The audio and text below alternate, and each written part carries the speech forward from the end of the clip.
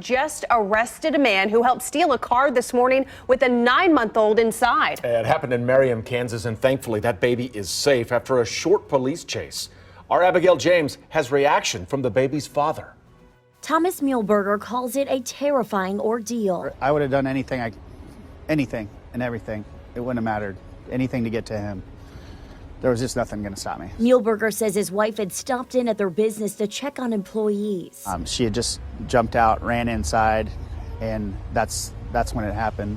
I got a call from her in a panic, and they took the car with the baby in it. They were able to get to their car quickly because the owner remembered they had a GPS tracking system on their car, much like one that I have, where I can open up maps and through Apple CarPlay I can pinpoint exactly where my car is if I can't find it.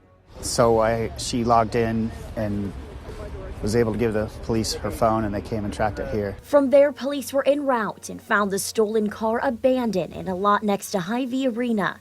Muehlberger and his wife are now just grateful the situation didn't escalate further. Thank God we had the tracking device. Honestly, if we didn't have that, we wouldn't even know where to start. I mean, they had him. They were here within 20 minutes once we utilized that. So. Abigail James, KCTV5 News. Man, are they lucky. And police are still looking for the man who actually stole the car. Now, the guy they arrested late today, they say drove the getaway vehicle.